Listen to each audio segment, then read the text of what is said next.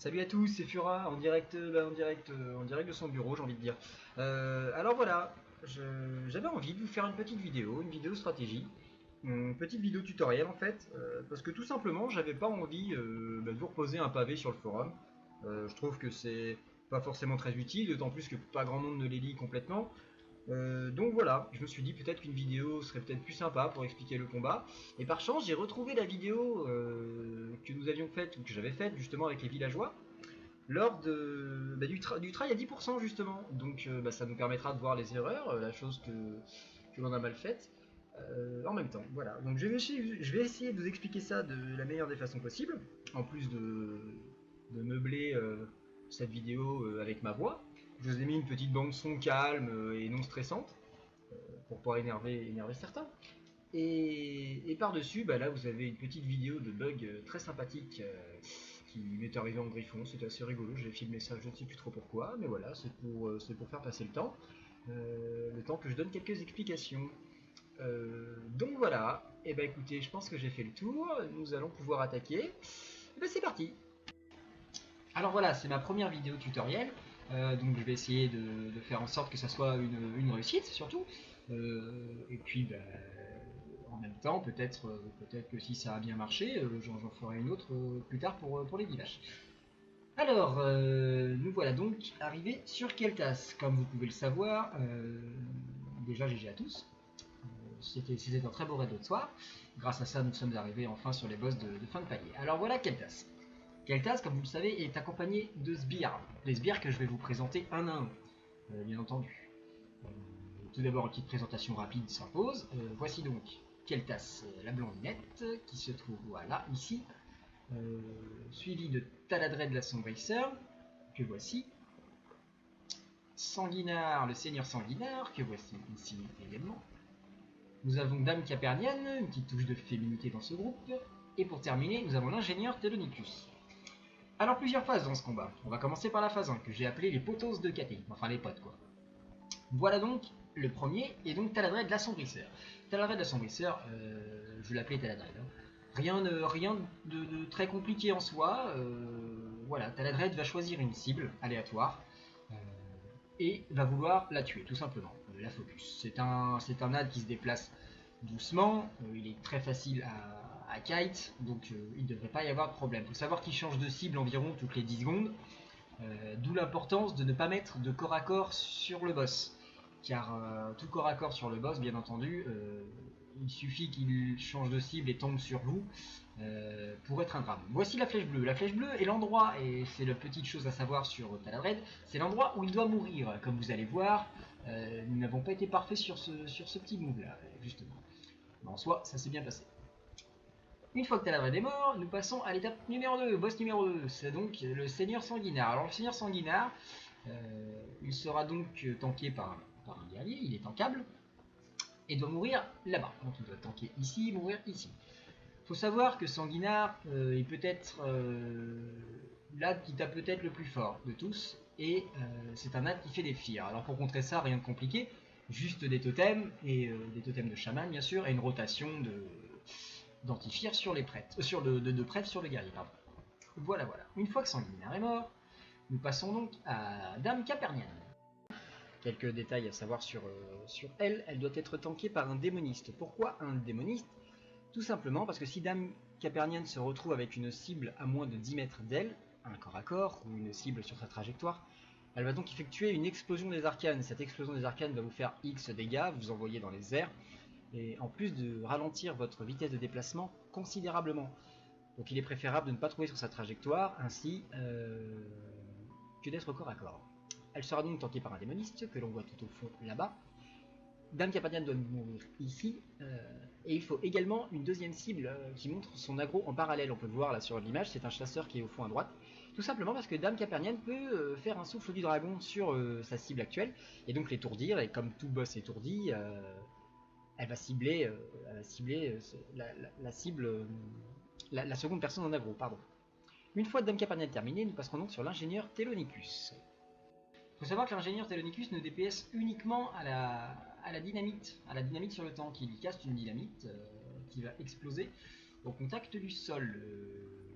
en faisant des dégâts en AOE. Pour éviter cela, le tank peut strafe droite-gauche pour éviter tout simplement les dynamites. Telonicus va mettre aussi un jouet sur les cibles aléatoires dans le raid, peu importe.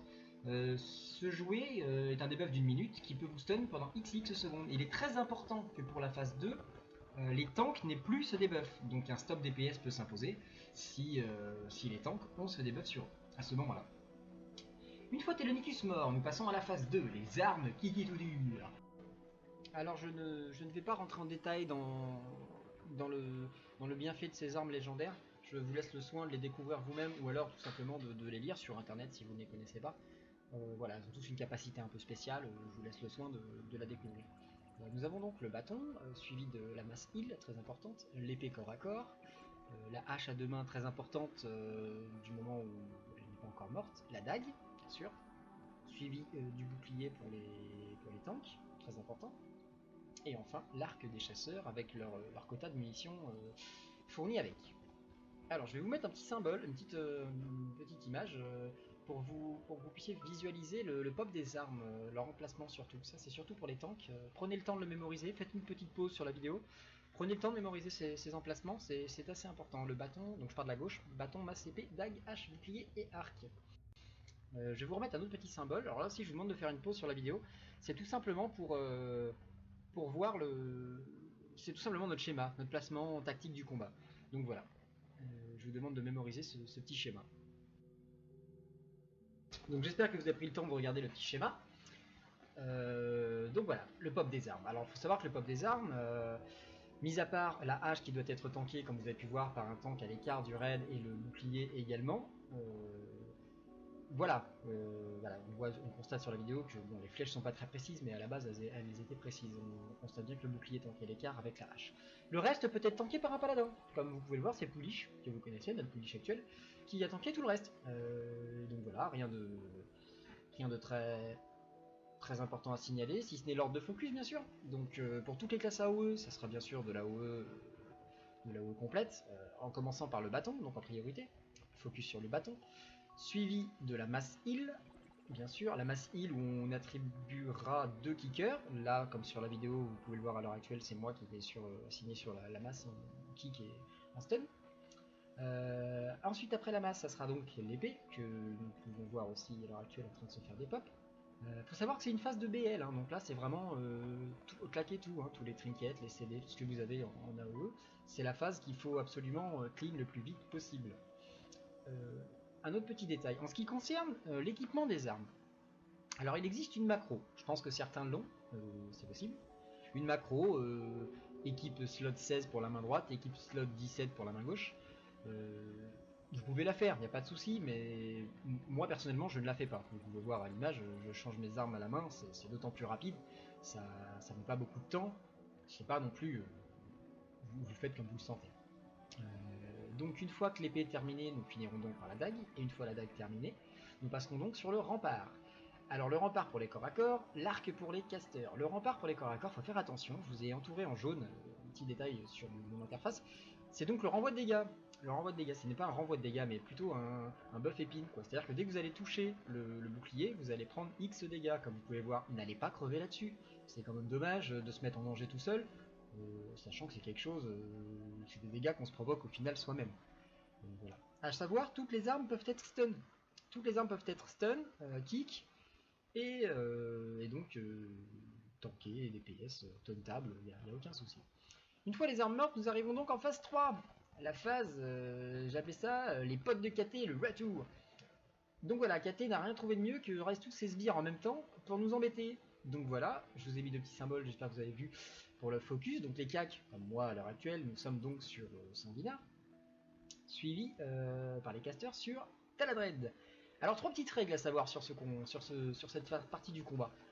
Comme je vous ai marqué déjà la première règle, surveiller régulièrement Taladred, c'est impératif parce que Taladred, il peut focus n'importe qui, il peut focus un tank qui est sur Sanguinard, ou alors un tank qui est sur même Capernian, il peut focus n'importe qui, donc c'est très important de le surveiller régulièrement pour éviter pour éviter tout simplement des morts inutiles et des problèmes là-dessus.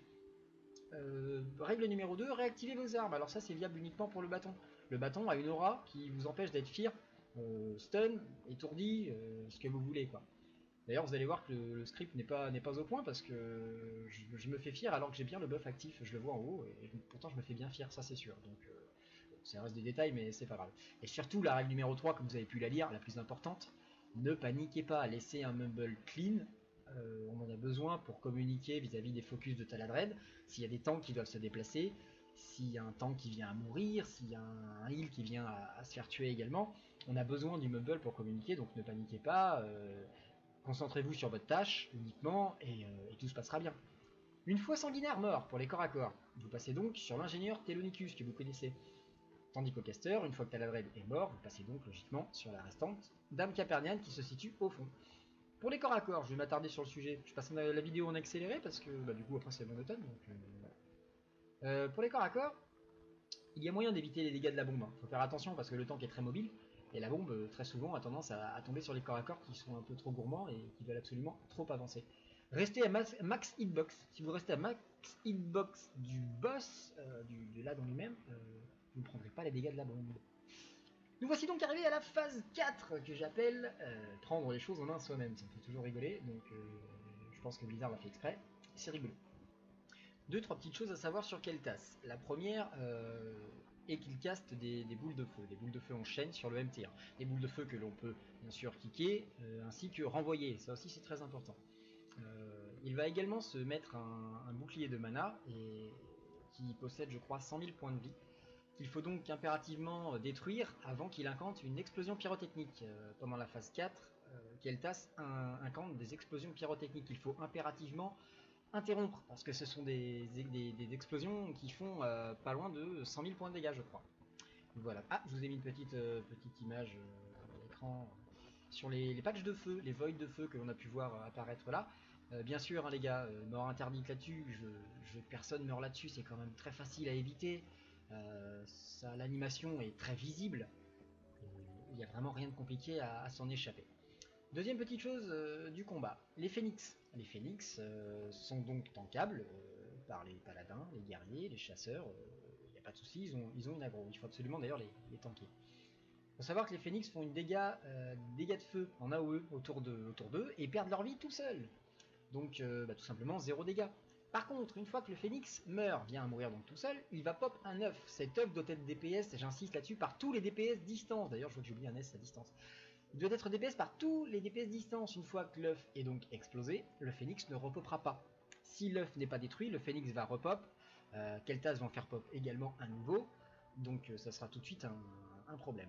On a pu voir également que Keltas fait des contrôles mentaux. Ces contrôles mentaux peuvent être enlevés avec la dague. La dague a la capacité d'enlever le contrôle mental, mais alors c'est pareil, c'est un pourcentage de chance de l'enlever. On a pu constater que j'ai réussi à l'enlever sur Poulich, mais pas sur Corin par exemple. On a pu constater ce genre de petits détails. Phase 5, I believe I can fly, parce que tout simplement, comme vous pouvez le constater à l'heure actuelle, Keltas nous envoie dans les airs, vol dingue. Alors il est important de ne pas toucher le sol, parce que si vous touchez le sol, vous allez reprendre des dégâts et être bumpé en l'air, donc c'est inutile de toucher le sol. Par contre, très important, être écarté, et c'est là où on fait une erreur, vous pouvez constater sur le raid, on prend énormément de dégâts. C'est pas une phase où normalement on prend autant de dégâts, là où nous étions trop paquets. Il faut utiliser vraiment toute la salle, il faut des gens derrière, il faut des gens au-dessus, il faut des gens dans les coins, il faut des gens le long des murs, il faut des gens au fond de la salle, il faut vraiment des gens partout. Notamment des heals pour pouvoir permettre de remonter tout le monde. Lors de la rupture de gravité, Keltas se met un bouclier de mana, ce fameux bouclier de mana. Il se le met systématiquement lors d'une gravité. Il faut savoir qu'en phase 5, Keltas ne fait plus de pyrotechnique. Il ne fait plus d'explosion pyrotechnique, par contre il incante des boules de feu. Le seul moyen d'éviter les boules de feu sur le tank est donc d'interrompre son cast. Mais pour interrompre son cast, il faut absolument lui faire tomber ce bouclier. Et c'est là la difficulté du combat. Et c'est là où on a fait une erreur, c'est-à-dire qu'on a négligé un peu ce bouclier de mana quand on était en phase gravité. Peut-être qu'on avait perdu aussi des DPS. Et donc du coup, on n'a pas réussi à kick les boules de feu assez vite pour pouvoir sauver notre tank. Parce qu'il faut savoir que les boules de feu font excessivement mal. C'est pour ça que c'est aussi important, ça je le rappellerai au moment venu au tank qui tankera Keltas, de garder son renvoi de sort pour le retour de gravité. C'est-à-dire que lorsque l'on retombe au sol, il est important que le tank réflecte la première boule de feu, parce que celle-là, il est très rare qu'on arrive à la kick. On n'a peut-être pas forcément le DPS pour pouvoir tomber le bouclier de mana quand on est en l'air, ainsi que tomber les œufs, parce que bien sûr, il y a aussi les œufs à tomber, et également, c'est pas simple. D'ailleurs, on a pu voir que j'ai tenté un kick désespéré pour sauver notre MT1, mais il est mort. Alors regardez, le boss est un je ne sais plus, à une trentaine de pourcentage. Notre MT1 est mort, c'est pas grave, ça peut arriver, il va mourir, d'autres personnes vont mourir, mais le boss c'est faisable, du moment où l'on fait les kicks sur les boules de feu, et du kite, hein, tout simplement, c'est ce qui se passe sur la phase du combat, là. Il a quelqu'un en cible, il le chasse, il suffit juste d'interrompre les boules de feu pour pas que cette personne se fasse tout simplement one shot, et voilà, il n'y a pas de souci là-dessus. Bon voilà, je vais pas m'attarder sur cette vidéo, qui va pas tarder à s'éteindre, parce que derrière c'est le wipe, hein, donc voilà, à noter les petites erreurs, donc voilà, le bouclier de mana pas tombé assez vite, la perte d'un tank, peut-être que son Watson n'était pas up, je ne sais plus, je me souviens plus, et puis voilà, je vous souhaite une bonne soirée, et puis donc, à la prochaine.